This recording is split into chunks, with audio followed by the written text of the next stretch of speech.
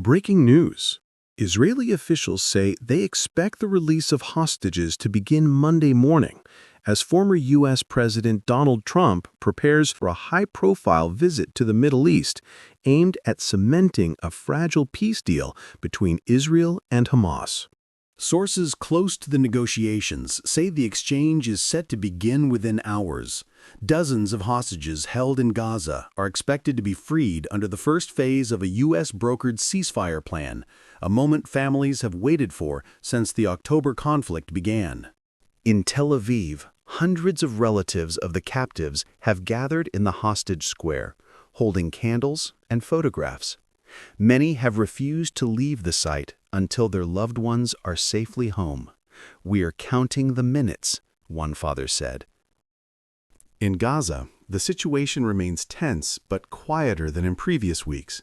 Reports suggest that Hamas has moved several captives to undisclosed locations ahead of the release, while humanitarian aid convoys continue to flow through the Rafah border. Donald Trump is expected to travel to Egypt and Israel later this week. His visit aims to reinforce the ceasefire deal and push for the second phase, a wider agreement that could open the door to long-term peace and reconstruction in Gaza. The Israeli Prime Minister's office confirmed that security forces are on standby to receive the hostages. In a statement, it said, "Every life returning home is a victory of humanity over terror."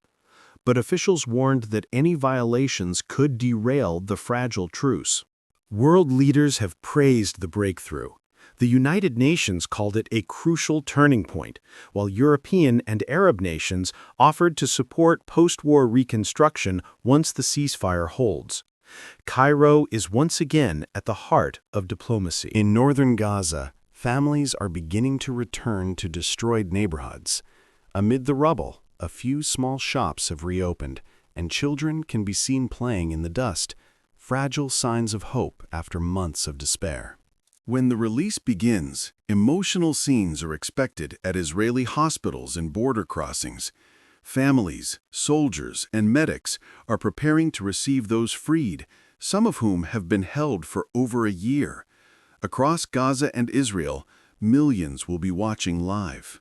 As the world counts down to Monday morning, the Middle East stands at a crossroads between hope and heartbreak, between war and peace.